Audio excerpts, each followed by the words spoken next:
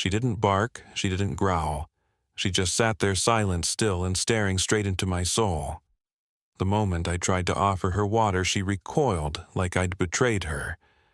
And when Dr. Thorne opened her mouth, we froze, because inside her was something man never meant to put in an animal. What they did to her and how she survived, it's not just a story of rescue, it's a miracle of defiance. The rain had fallen steadily for 3 days in Timber Hollow, a small town pressed against the shoulder of the Cascade Mountains in western Oregon. Mist hung like a veil over the pine trees, and the streets were slick with mud and old autumn leaves. A cold wind drifted down from the ridgelines, making the wooden signs above shops creak and sway. Timber Hollow was the kind of place that held its breath between seasons where time moved slower, and even silence felt heavier. In the heart of town, tucked between a bookstore and a faded diner, stood the Hollow Creek Veterinary Clinic.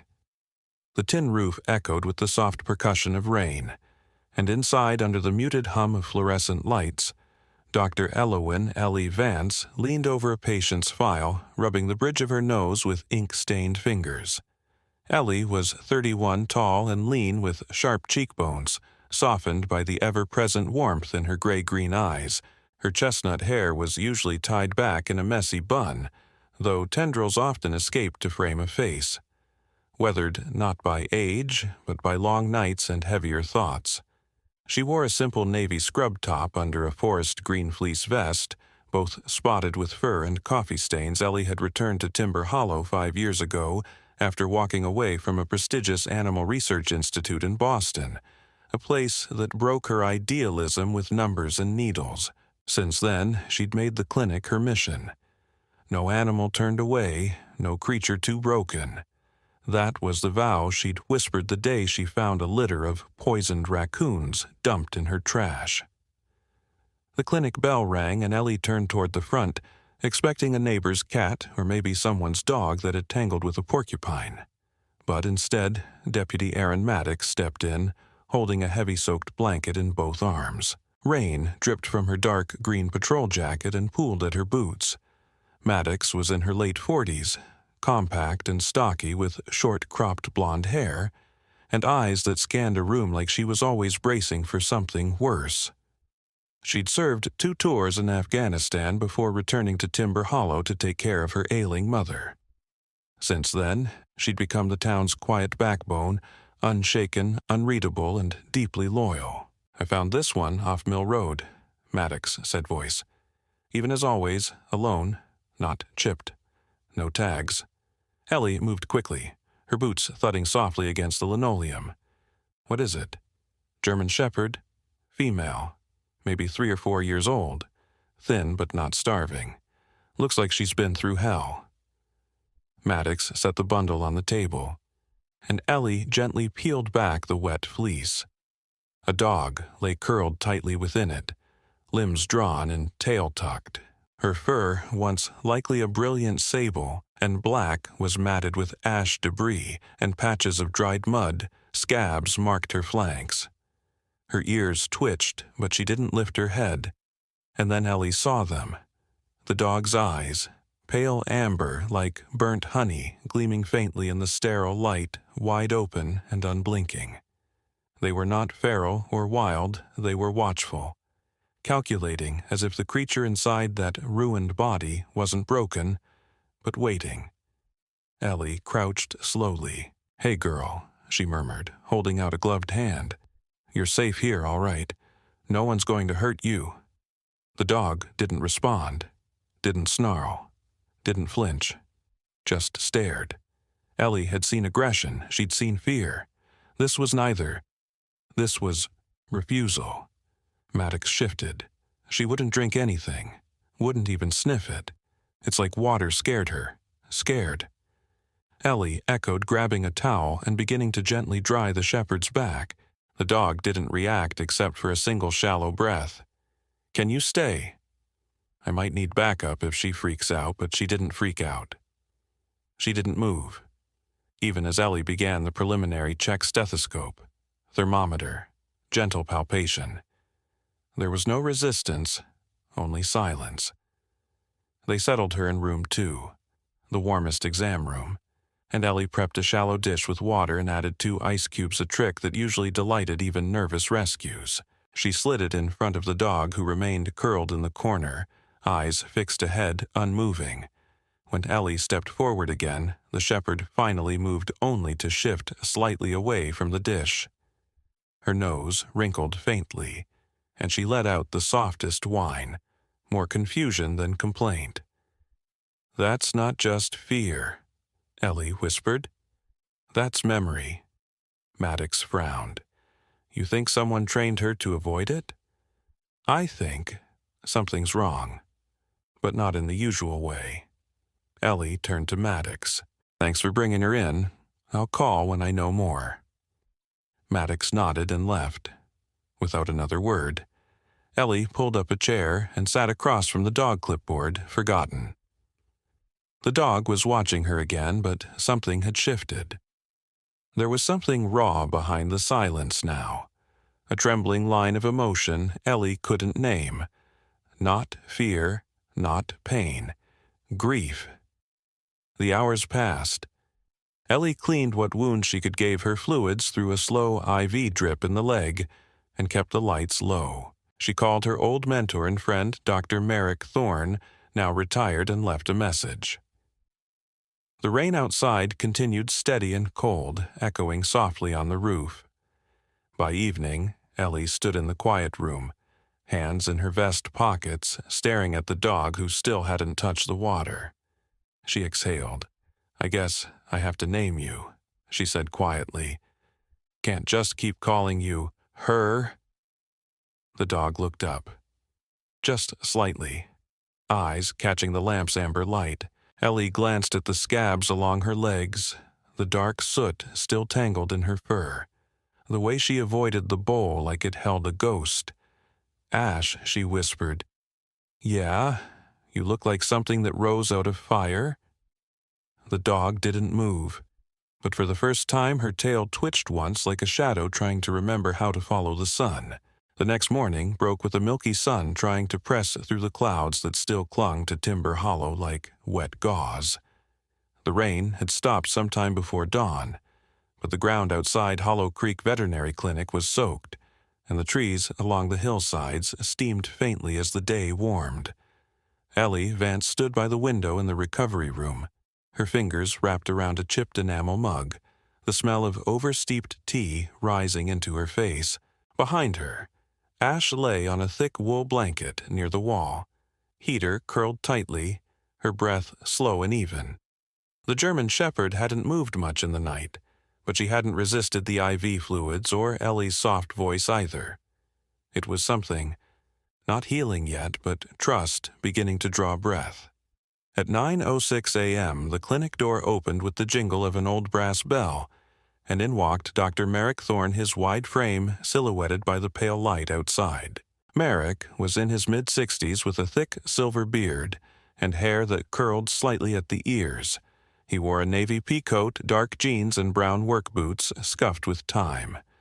A man of quiet brilliance and unexpected warmth, he had the dry wit of someone who'd seen too much and chosen to laugh anyway. Once a tenured professor of veterinary neurobiology at the University of Washington, Merrick had left academia after a public fallout over ethical breaches in animal testing.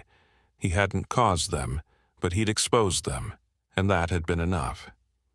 Since then, he'd lived just outside Timber Hollow, in a converted A-frame cabin, occasionally assisting the local clinic when Ellie needed an extra mind or steady hands. "You look like you haven't slept?" he said by way of greeting. "I haven't," Ellie replied, setting down her mug, "and neither has she." Merrick followed her gaze to Ash, who opened her eyes at the sound of his voice but made no move to rise. "She's young," he noted, 3, maybe 4 years old, beautiful lines. "But something's off. What's the story?" Ellie summarized quickly. The ash in her fur, the refusal to drink, the quiet obedience that bordered on eerie. Merrick listened without interrupting, his brow furrowed.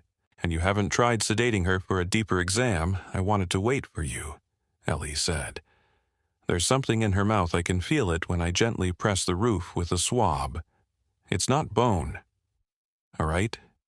He nodded. Let's take a look. They moved Ash carefully to the imaging room. She didn't resist the handling, but she didn't assist either. Her limbs were pliant, her body light, as if she'd learned how to disappear inside herself when handled. Merrick muttered softly to her the entire time, his hands as gentle as rain, and Ellie noted how Ash's breathing didn't spike.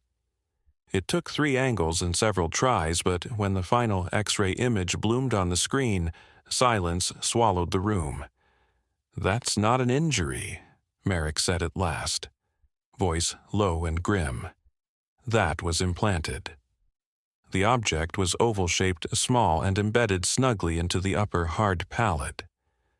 It had an unmistakable edge, not jagged but unnaturally smooth. "Looks metallic," Ellie whispered, and deliberately placed, agreed. Merrick leaned in, adjusting the resolution. "It's not a tooth fragment, not a bullet, not shrapnel. That's a component, some kind of chip. You said she avoided water, like it was poison." He rubbed his beard. "We need to remove it." Carefully. Ellie nodded. "Tomorrow, I want her stabilized first. Hydrated. Comfortable." They returned Ash to the warm room, where she slowly lowered herself onto the blanket with a sigh too heavy for an animal her age. Ellie stayed with her, speaking in soft, slow tones, while Merrick gathered notes. Before he left, he scribbled something on a post-it and handed it to her. "This is the number of someone I trust. If anything feels wrong more than wrong, call him." Ellie folded it without looking. "What kind of wrong are we talking?" Merrick paused, hand on the doorknob. The kind with secrets buried under good intentions. That afternoon, while Ellie reviewed the imaging scans for the 3rd time, a knock sounded at the back door of the clinic. She wiped her hands and opened it to see Jasper Whitlock, known to most as Jazz, standing on the porch holding a pie tin and a leash. Jazz was 11 years old, freckle-faced with unruly reddish hair and a permanent slouch, like he was always trying to vanish into the collar of his oversized hoodie. He was thin, with eyes too old for his age, eyes that had seen too much and said too little. He lived 2 houses down with his grandmother, who baked and read romance novels, and only left the house for Sunday Mass.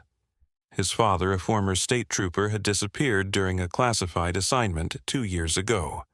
No answers, no body. Just a closed file and a closed door. Gran made apple pie. Jazz said, holding out the tin, "She says you don't eat enough. Your Gran's a saint." Ellie smiled. "Want to come in? There's someone I want you to meet." Jazz hesitated, then nodded.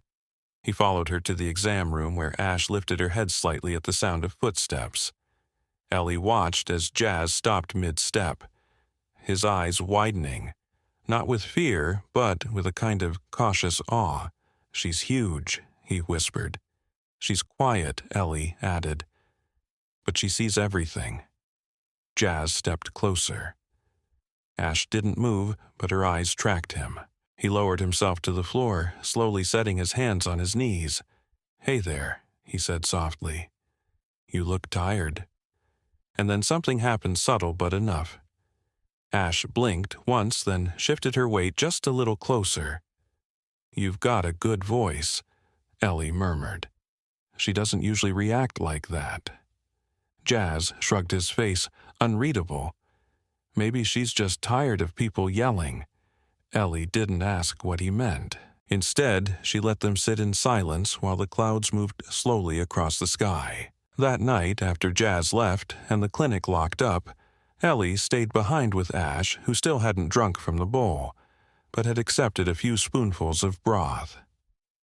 Outside, the wind picked up again, rattling the windows like a warning. Ellie didn't know what the chip was. Not yet. But tomorrow they'd find out, and Ash, silent, wounded, Ash would finally be free of the thing buried in her mouth. It was just after dawn when the scalpel made its first cut. The sterile light above the operating table in Hollow Creek Veterinary Clinic cast a soft white glow over the small room where Dr. Elowyn Ellie Vance stood poised with practiced calm. The air smelled faintly of antiseptic and isopropyl alcohol, and the only sound was the steady beep of the heart monitor and the occasional hum of the overhead fan. Ash lay sedated her breath, slow chest rising and falling beneath a thick woolen blanket. Ellie had shaved and sterilized the area around the upper palate, and was now gently working alongside Dr. Merrick Thorne, whose steady hands had not trembled once since the procedure began. The object embedded in Ash's mouth was smaller than they had anticipated, barely the size of a fingernail, but the damage it had caused was more than physical. When Merrick finally lifted the metallic oval free, Ellie held her breath. The thing pulsed faintly in the tray, like it had a heartbeat of its own, a smooth silver chip with no markings, no numbers, just a faint ridge along one side and a single red dot, no larger than a grain of sand. "This isn't veterinary," Merrick muttered. "This looks military." Ellie felt a chill, despite the warm room. Why would anyone put something like this in a dog? They finished the procedure in silence, suturing the incision with micro-stitches, flushing the area with saline and administering pain meds through the IV. When Ash was moved back to the recovery room, Ellie sat beside her for over an hour, watching every twitch, every flick of her paws. She didn't stir, but her breathing remained stable. By late morning, Ellie stepped outside for a breath of air. Timber Hollow had thawed slightly. The fog had lifted into a high mist, and patches of weak sun filtered through the pine trees. Across the street, the old sawmill's rusted sign creaked in the breeze. She barely noticed it anymore. Her mind was still in that operating room. Inside, Merrick was examining the chip under a magnifier. "There's no serial number," he said. "No manufacturing stamp. This was made to disappear." Ellie leaned in. "It was active, I'm sure of it." "That red glow. Could be a power source. Could be a signal," he replied. "We'll have to image it, or find someone who can. I'll call a friend in Portland." Ellie said, "He used to work in hardware design before he switched to prosthetics. He might know something." Before Merrick could respond, the front bell rang. Ellie looked up. It was just after noon. Most visitors this time of day were routine pills for arthritic cats or bandages for overactive puppies. But when she stepped into the lobby, she stopped short. A man stood near the reception desk, tall and lean, with a tan canvas jacket zipped up to his chin and mirrored sunglasses covering his eyes despite the overcast sky. His hair was short and dark, his jaw square and freshly shaved, but it was the way he stood too still, too straight, that made Ellie instinctively tense. He smiled, polite but cold. "Afternoon," he said. His voice was smooth, pleasant, rehearsed. "I'm looking for a dog that was brought in yesterday. German Shepherd female. Injured. I heard you might have her." Ellie kept her voice steady. "We treat a lot of dogs," he nodded. "Sure. But this one has a scar on her left hind leg just above the hock. She limps slightly on rough ground. She's about 4 years old, no collar, no tags." Ellie's throat tightened. "May I ask who you are?" she said. The man offered a small laugh. "Oh, just someone trying to track down a lost animal. She belonged to my brother. Disappeared a few months ago. We've been hoping for some closure." Ellie crossed her arms. "Do you have any proof of ownership? Photos, vet records?" His smile thinned. "I was hoping you'd recognize her from the description." She didn't reply. Something in the air shifted. It wasn't just the unease in his tone. It was the way he never once looked around the room. His eyes stayed fixed on her like he knew exactly what lay behind the closed doors. And even though the sunglasses hid his gaze, she felt watched. At that moment, a low growl rumbled from behind the reception door as the man stiffened. Ellie didn't move. The growl grew louder, not furious, but guttural, primal, like something ancient being stirred. Then it rose into a sharp, abrupt yelp, fear, not aggression. Ellie stepped back. "She's recovering from surgery," she said carefully. "She can't have visitors." The man nodded slowly, but something flickered behind his expression. A flash of frustration he quickly buried. "Of course. I'll leave my number in case you change your mind." He scribbled something on the back of a receipt and placed it on the counter, then walked out without another word. A black SUV idled across the street, engine running, before he stepped in, and it drove away without a sound. Ellie waited until it disappeared before locking the front door and drawing the blinds. Then she went straight to the recovery room. Ash had retreated to the far corner, ears pinned, flat chest, rising and falling. Rapidly, Ellie knelt down, whispering her name. The dog wouldn't come near her at first, but eventually she crept forward, step by step, and rested her head in Ellie's lap. Later that night, Ellie scanned the number he left. It didn't connect to anything. No name, no address, not even a carrier. It was a ghost. She called Merrick. "They're already looking." He didn't ask who. He just said, "Hide the chip, and don't leave her alone." The next morning, the air in Timber Hollow had turned sharp and dry, the kind of cold that made windows frost from the inside and pine needles snap beneath your boots.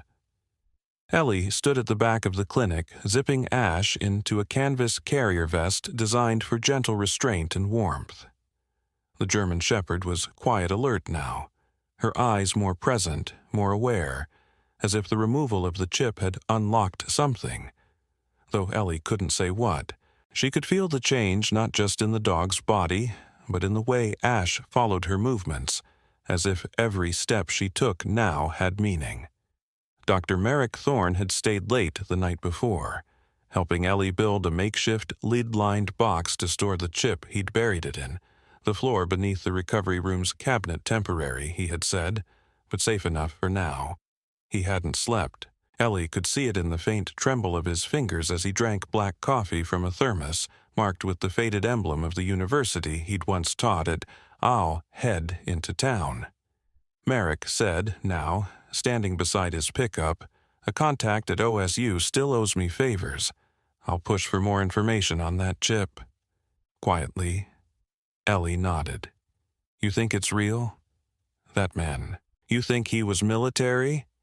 "I think he was told to act like he wasn't," Merrick replied, and then added, "You do what you said, get her somewhere quiet." Away from the windows. By mid-morning, Ellie drove Ash north along a winding gravel road that cut through thick stands of cedar and fir. Beside her in the passenger seat, Jasper Jazz Whitlock sat cross-legged, a worn backpack in his lap, and his eyes fixed on the trees as they passed. He hadn't spoken much since Ellie picked him up that morning, but that was nothing new. Jazz spoke little unless it was to Ash, and to Ash he never stopped talking. Jazz had offered the old Whitlock farm as a temporary safe house for Ash. The property sat on 40 acres of overgrown pasture and collapsing fencing left behind by his grandfather, and maintained now only by Jazz's grandmother, Lucinda Whitlock, a stern yet kind widow in her 70s. Lucinda stood barely 5 feet tall with white hair, always pulled into a bun, and eyes sharp as winter frost. Her hands were thick with arthritis, but her voice could carry clear across a field. She was known for her blackberry pies and for having once told a congressman to shut up and sit down.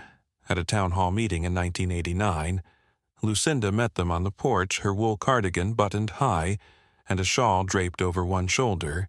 "You're late," she said, without malice, then looked at Ash with the narrowed eyes of a woman who'd seen wolves up close and still fed the crows. "This her?" Ellie nodded. "She's been through more than I can explain." Lucinda tilted her head. "Most things worth protecting have." She led them into the farmhouse where the scent of rosemary and wood smoke drifted from the hearth. The living room was dim but warm, the curtains drawn. Jazz took Ash's leash. and led her to a thick blanket laid beside the fireplace. The dog curled down as if it were the first place she'd ever been invited to stay. Outside, the wind shook the barn doors gently. Inside, the quiet began to settle. Meanwhile, Merrick parked his truck outside the Oregon State University Veterinary Complex in Corvallis. The campus was quiet. The students still on break. He stepped into the lab of Dr. Darius Lee, a biocomputation specialist with silver-streaked hair and a reputation for chasing theories that bordered on science fiction. Darius stood 6'2" with a swimmer's build and an ever-curious energy in his eyes. He wore mismatched socks, a lab coat stained with coffee, and spoke as if every sentence might be the start of a revelation. "You brought a what?" Darius asked as Merrick handed over the sealed envelope of images and chip schematics. Something that was removed from the hard palate of a German shepherd. Merrick replied, "No serial, no markings, emits low-frequency pulse, and a red LED that stayed active post-extraction." Darius whistled. "That's not pet-grade tech, that's DARPA-grade. Maybe even private contract. I want you to cross-reference with defense tech patents." Quietly, Darius studied the image again. "This shape, it looks familiar. I saw something like this in a proposal that came across my desk 2 years ago. Neuroadaptive interface. You implant it in animals. Map stimulus patterns, alter response thresholds. It was theoretical then. But if this came from the field..." Merrick didn't respond. He didn't need to. Darius's face sobered. "I'll look. But if you hear a knock at your door in the middle of the night, deny I exist." Back at the Whitlock farm, Ash began to change. It was subtle at first. She began drinking water again. Not quickly, not eagerly, but with hesitant sips, like she was teaching her body to trust. Jazz fed her bits of roast chicken by hand, whispering nonsense stories about knights and wolves and broken machines that only dogs could fix. He drew pictures of her in his notebook, his tongue caught between his teeth in focus, his pencil strokes fast and light. At night, Ash would lie beside Jazz's bed, her head on her paws, eyes open toward the window. She didn't sleep deeply, but she didn't pace either. Her body seemed to settle into the rhythm of the house. Its creaks and distant owl calls the way wind spoke through the walls like ghosts passing by. One afternoon, while Ellie was tending to the barn, clearing out old hay and patching a broken stall door, Ash bolted upright from the porch. Her ears pinned forward, body rigid, nose to the wind. She didn't bark, she didn't growl. She simply stood like a sentry, remembering her post. Ellie turned just in time to see a figure standing at the edge of the woods behind the pasture, too far to see clearly, but close enough to watch. When she looked again, he was gone. A veil of morning fog curled low along the fence posts as Ellie guided her truck into the gravel lot behind the Timber Hollow Sheriff's Office. The building was a squat square brick structure tucked beneath a stand of spruce trees that leaned slightly to the east, as if watching the small town below. Inside, the old radiator clanked with the rhythm of a tired heart, and the scent of strong coffee mixed with musty carpet and pine cleaner. The front desk was unattended, but the sound of a radio played from the adjoining hallway classic country low and crackling. Ellie knocked twice on the worn wooden frame of the open door.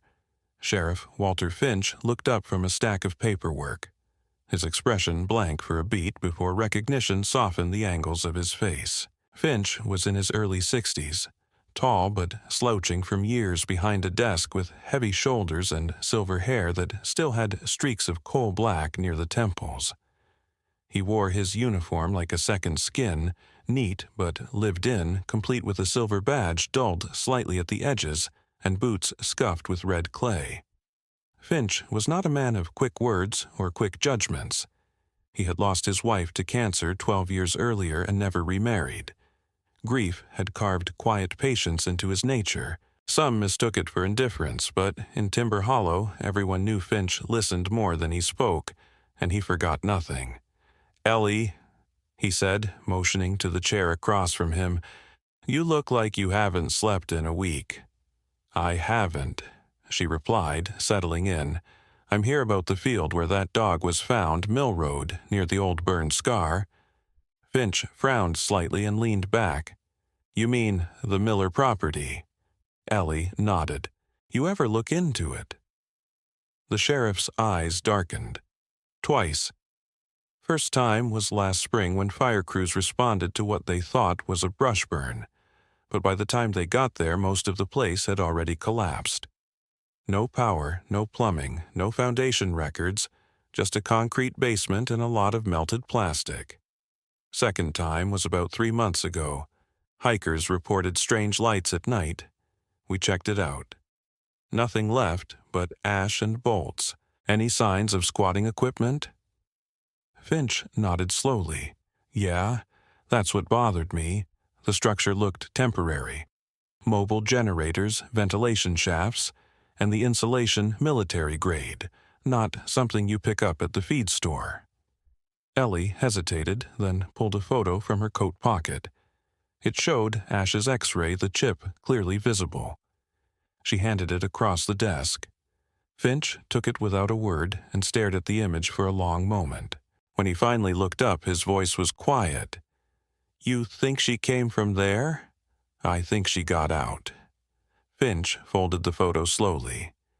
"You're not the first to suggest that something strange happened in those woods, but you might be the first with proof." Outside, a siren wailed faintly in the distance. Ambulance headed toward the highway. Finch set the photo down and leaned forward. "Be careful, Ellie.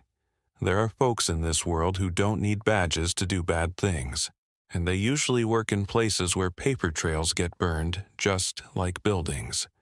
Ellie thanked him and left the office with her coat pulled tighter against the wind.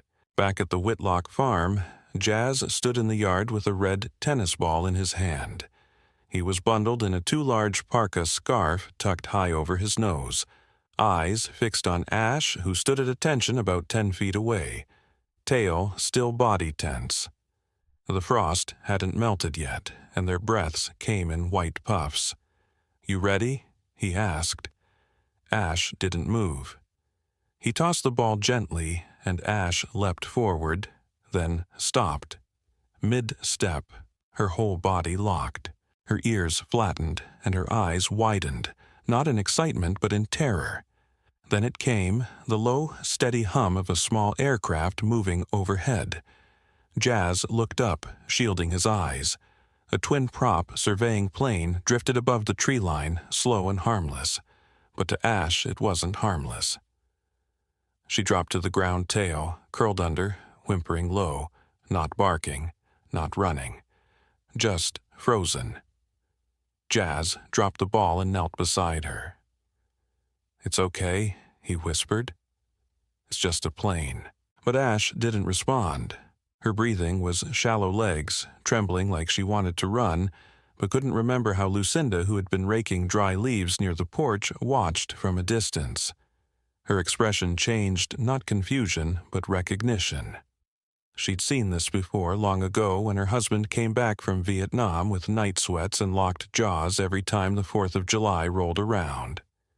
"That's not just fear," she said softly. "That's memory." Later, inside, Jazz sat on the floor beside Ash, rubbing her ears gently. The plane had long passed. Ash rested her chin on his knee, eyes half closed. Ellie returned at dusk, her face pale wind-blown. Jazz told her what had happened, and she listened without interrupting. She remembered something he said. "No," Ellie said quietly. She never forgot. The sun had barely crested the ridgeline when Ellie pulled into the gravel lot of the old ranger station just outside Ironwood Pass, about 45 minutes east of Timber Hollow. The road had narrowed through pine forest and wind-cut turns surrounded by fog-thick hills that muffled even birdsong. The location wasn't listed on any official maps anymore. It hadn't been used in over a decade, And that was exactly why she'd chosen it for the meeting. In the passenger seat, Ash lay curled on a blanket, head raised, ears tilted forward, not anxious but alert, as if she too sensed that what was coming today was something heavy. Behind them, Jazz sat in the back seat, quiet and half dozing, a sketchpad open in his lap. The boy had insisted on coming and Ellie hadn't argued. Ash responded to him like no one else. At 9:03 a.m., a dark green Jeep Wrangler rolled in through the trees and parked opposite them. From it stepped Rowan Hale, a woman in her late 40s with a wiry athletic frame and copper-red hair tied back into a utilitarian braid. She wore hiking boots, faded tactical pants, and a thick charcoal hoodie zipped to the throat. Her face was angular, sun-worn, and her eyes the color of gunmetal, sharp, distant, and difficult to read. She carried herself like someone who once trusted too easily and had spent the rest of her life trying not to repeat the mistake. Rowan had once been one of the top engineers at Halcyon Dynamics, a government-backed research firm specializing in cognitive interface technology. She'd vanished 6 years ago following an internal ethics complaint that was quietly buried. According to Merrick, she hadn't given an interview, a deposition, or a forwarding address since Ellie stepped out of the truck and approached with measured caution. Rowan did the same. "You brought the dog," Rowan said, eyeing Ash through the windshield. She still flinched at running water. Ellie hesitated. "Yes." Rowan exhaled and glanced around the clearing. "Then it's her subject, E7. They moved inside the old ranger cabin. The space smelled like pine and dust with shafts of light piercing the boarded windows. Jazz stayed just outside the doorway, with Ash, who lay at his feet like a soldier on standby. Rowan stood at the old metal desk and pulled a flash drive from her pocket, plugging it into a battered laptop. "This is all I took before I left: schematics, behavior logs, deployment notes." The original trial name was Project Hazel. 10 canine subjects, each implanted with a microinterface designed to influence reactive behavior, pain response, aggression, triggers, fear, thresholds. Subject E7 was the only one that resisted programming consistently. Ellie leaned forward. How Rowan clicked through grainy footage, dogs in sterile cages, some barking, some pacing, others sedated. Then came a black and white still frame. A German shepherd curled in a corner nearly identical to Ash. Wide amber eyes, collar labeled E7. She adapted faster than the others. Not just physically, neurologically. Every time we adjusted the stimulus, she recalibrated, learned around it. Even started to anticipate commands before they were issued. But when we introduced memory suppression— "Wait," Ellie interrupted, voice hardening. "You tried to erase her memories." Rowan didn't blink. "Not me, but yes." That was the final phase. The chip wasn't just reading inputs, it was rewriting them, creating new pathways. But E7 didn't respond the way they wanted. Instead of compliance, she started rejecting commands altogether. Then came the first incident. She pulled up a scanned report. Field simulation. Subject E7 was exposed to controlled trauma gunfire, playback smoke dispersal, human aggression simulation. Instead of freezing, she attacked the operator bit through Kevlar. That's when we knew something had changed. She wasn't just resisting, she was rebelling. Ellie felt her stomach tighten. What happened next? Rowan looked away. They scheduled termination. Silence fell over the room like snow. But she escaped. Jazz said from the doorway. Rowan nodded. There was a fire. One of the mobile labs went up. I don't know how. All I know is that her GPS went dark, and when recovery teams arrived, E7 was gone. Ellie stared at Ash now, sitting beside Jazz, had tilted slightly like she was listening through the walls. She remembers it, Ellie said. When she hears the sound of rotors, her body collapses. Rowan closed the laptop and slipped the flash drive back into her coat. Then she's more dangerous than I thought.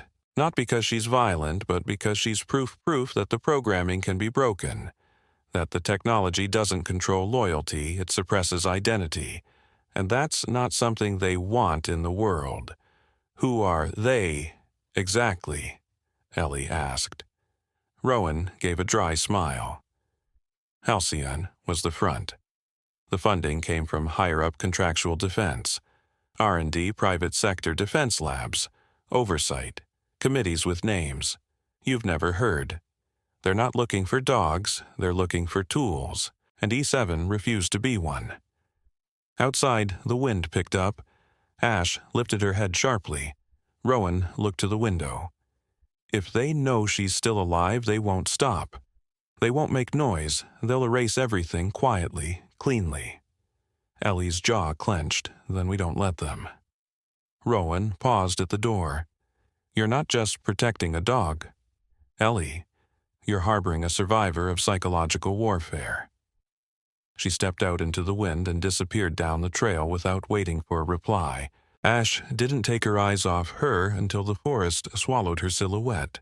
The sky over Timber Hollow darkened earlier than usual that evening, cloaking the hills in a heavy veil of smoke-tinged mist. Somewhere beyond the horizon, a wildfire burned unchecked. Reports said it was miles away, but the ash drifted like silent snow, soft and gray, falling gently over roofs and trees. The scent of scorched pine clung to the wind, dry and brittle. Inside the Whitlock farmhouse, the silence had weight. Lucinda Whitlock stood in the kitchen, ladling soup into a ceramic bowl.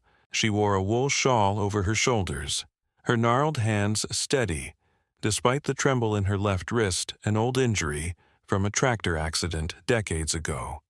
Her sharp eyes, however, missed nothing. As she turned to call Jazz for dinner, the wind outside shifted. A window rattled. Then a crunch too deliberate to be wind. In the living room, Ellie was hunched over her laptop, Rowan's encrypted files open in front of her. The data dump had come through an hour earlier, delivered via a secure satellite proxy from an unknown server. Inside were hundreds of files, behavior charts, audio logs, operator notes. It was enough to expose an entire network if she could verify it. Ash lay at the door, ears alert, eyes flicking side to side, body rigid. Then suddenly she bolted upright and growled a sound deep guttural, unlike anything Ellie had heard from her before. A shadow passed the window. Ash lunged for Jazz's room, just as glass shattered at the back of the house. "Go," Ellie shouted, grabbing the laptop and shoving it into her pack. "Take Jazz, go now." Jazz had already climbed out his window by the time Ash reached him. The boy's breath plumed in the cold as he dropped to the ground. Ash followed her movements, swift and precise, as though she'd mapped every route before. No barking, no chaos, just motion. They vanished into the tree line. Ellie backed toward the front door, eyes locked on the broken glass and the boots crunching inside one figure. Then two black clothing, tactical gloves, no visible insignia. She slipped out the side door just as the power went out.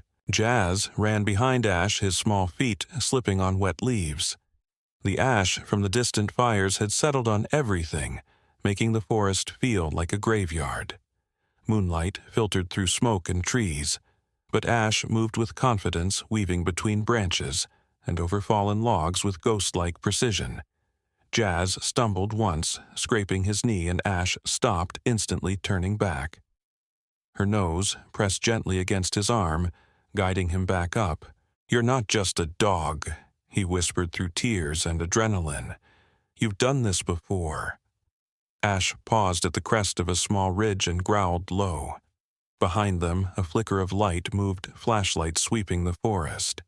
Jazz felt panic rise in his throat, but Ash didn't run. She led purposeful, strategic. They moved downhill into a narrow gully lined with moss and ferns, then beneath an overhang of rock. Ash pushed Jazz down beside her and lay in front of him, body tense, hiding him from sight. Moments later, voices passed above. She went this way. No, the scanner's bouncing must have been jammed. Then silence. Jazz's heart pounded against his ribs. Ash didn't move. Back at the house, Ellie emerged into the barn, where Lucinda had already fired up the backup generator and grabbed her old revolver. The woman might have been nearing 80, but she held the gun like someone who'd used it before. "They want the dog," Lucinda said simply. Ellie nodded, breath heavy. They came through the back. Lucinda glanced at her. "So you sent the boy into the woods with her. She'll keep him safe. You sure of that?" Ellie stared at the dark trees. She's not just protecting him. She's defending something she remembers. By midnight, Jazz and Ash had moved deeper into the woods, using the old hunting trails that only locals knew. They emerged at an abandoned ranger cabin near a dry creek bed. Ash sniffed the air and led them inside. Jazz lit a single lantern with the matches Lucinda always made him carry. The flame cast dancing shadows on the wood-planked walls. Ash stood near the window alert, watching Jazz sat on the floor, knees pulled to his chest. "I don't know what they want," he said to her, "but I think you do." Ash turned to look at him. She didn't wag her tail. She didn't lie down. She simply walked over and rested her head on his shoulder. He closed his eyes. Back at the farmhouse, Ellie and Lucinda were regrouping. Sheriff Finch had been contacted, but the line dropped before Ellie could give details. She didn't trust calling again. The laptop, still in Ellie's bag, had powered down from low battery, but she'd managed to transfer the critical files onto a second USB, a smaller one hidden beneath a loose floorboard in Jazz's room. Using Rowan's credentials and an old media contact from her Boston days, Ellie uploaded a sample of the logs to an encrypted mailbox belonging to Kieran Holt, a freelance investigative journalist known for his work exposing military biolabs and black-budget research. Holt, once a rising star in DC press circles, had become a kind of myth after leaking documents from a whistleblower inside a classified Arctic weapons facility. His voice hadn't been heard publicly in over 3 years, but 2 hours later a reply came through a single line of text. "This is real. Send everything." Ellie did. By dawn, the data was in motion. Copies sent to mirror servers, pre-scheduled releases, and private investigative forums. The internet's corners had already begun whispering about Project Hazel. But in the woods, Jazz and Ash still hadn't returned. Ellie stood at the edge of the forest, watching the sun bleed over the mountains like rust, her body still intense. Then, as the light struck the treetops, she saw a flicker of movement. Ash emerged first, her fur dusted in soot and needles, eyes alert. Behind her came Jazz, limping slightly but smiling. Ellie ran to them. Ash didn't bark, she didn't whine. She simply leaned into Ellie's leg, her chest rising and falling in quiet exhaustion. Jazz looked up. They were everywhere. But she never stopped. Not once Ellie met Ash's eyes. She knew now Ash hadn't just been trained. She had learned to survive.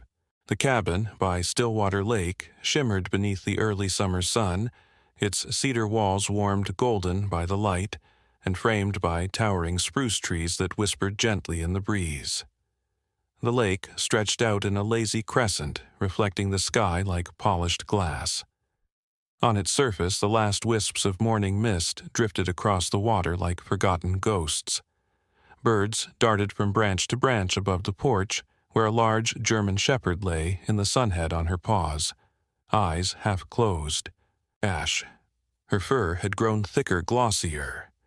The scar near her hind leg, once raised and rigid, had faded into a soft silver line. Her body had grown stronger, but the change wasn't just physical. She no longer flinched at the hum of passing aircraft. She no longer froze at the sound of running water. What remained was the quiet dignity of a creature who had outlived her pain, not because it left her, but because she chose to outgrow it. Inside the cabin, Jazz Whitlock sat hunched at a small desk by the window. his fingers moving quickly across the keyboard of a second-hand laptop. He was 13 now, taller, his red hair longer curled slightly at the ends. His face had lost some of its boyish roundness, sharpened by time and memory, but his eyes held the same depth. They no longer carried the haunted distance of a child hiding behind silence. Instead, they brimmed with focus. He was finishing the final chapter of his book. It had started as a school project encouraged by his new teacher, Miss Harrington, a tall, soft-spoken woman in her early 40s, with a patch of gray in her tightly coiled dark hair, and a love for personal narratives. She'd once been a reporter before moving to Timber Hollow, worn down by too many wars and too many lies, and now spent her days helping kids find their voices. When Jazz told her he wanted to write about Ash, she simply said, "Then you write the truth." The truth was hard to shape. Not just the facts of Project Hazel or the fire or the chip, but the quiet things. The way Ash had protected him in the forest. The nights he'd cried into her fur. The first time she'd wagged her tail, not from command but from joy. He titled the book, Ashlight the Dog. Who remembered? Ellie sat nearby, thumbing through a local newspaper. Her long auburn hair was tied into a loose braid over her shoulder. Her jeans faded at the knees, a dark green flannel rolled at the sleeves. She had aged too, but with purpose. She now volunteered part-time at a wildlife rehabilitation center just outside of Ashland, working with animals who had also come from places of pain, abandoned raccoons, injured hawks, even a one-eyed bobcat named Theodore. She and Ash had become known in local circles for their work, and while no one outside the quiet back channel spoke openly about the deeper past, those who mattered knew the truth. A year had passed since the night the files went public. Halcyon Dynamics had collapsed within weeks of the exposure. The project. Hazel documents, coupled with Rowan Hale's anonymous testimony, led to congressional hearings, military inquiries, and a sweeping set of arrests. Raymond Keller. The man who had once overseen the programming division was still missing, last seen crossing into Eastern Europe under a false identity. But others had not been so lucky. Subpoenas, frozen assets, trials. One by one, the names had been brought into light. Kieran Holt's expose had gone viral within days. Under the title, The Mind Leash, the article recounted the rise and fall of a technology once meant to suppress instincts, and the lone subject who defied it. A black and white photo of Ash accompanied the piece, lying on the porch of the cabin, eyes steady coat brushed with light. It was shared millions of times. She looks like she's thinking one commenter had written, "She is replied another." And that's the point. Despite the global attention, Ellie kept the cabin's location private. Only a few people visited Merrick Thorne, who now taught neuroethics at a small liberal arts college. Lucinda, who brought blackberry pie and stories from the garden. And Rowan, who came once each season, never staying long, but always bringing news of what still lingered in the corners of the defense world. On this particular afternoon, Jazz closed his laptop and stepped out onto the porch. Ash stirred, but didn't rise. Jazz sat beside her and laid a hand gently on her neck. She turned slightly and gave his wrist a single, slow lick. "Finished it," he whispered. She blinked slowly behind them. Ellie brought out 3 mugs, 2 filled with warm cider, 1 with cool water for Ash. She set them down and joined them on the steps. The wind rustled the trees, carrying with it the scent of pine and faraway summer storms. I sent it to Miss Harrington. Jazz said she's going to help me publish it. Ellie smiled. "She's a good one. Maybe we'll have a signing tour." Jazz grinned. "Only if Ash comes too." Ash shifted slightly, tail brushing the wood in a slow sweep. She looked toward the lake where the sun was beginning to dip, painting the sky in colors too vast for names, ochre, lavender, copper flame.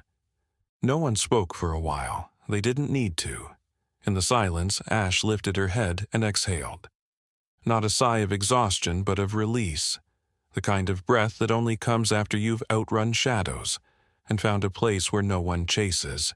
The chip was gone, the programming broken, and what remained was choice. Not freedom forced, but freedom lived. As the first fireflies rose from the edge of the lake, Ash lay back down in the last beam of golden sun, not as a soldier, not as a subject, but as a survivor, and as something even rarer, a soul unbound.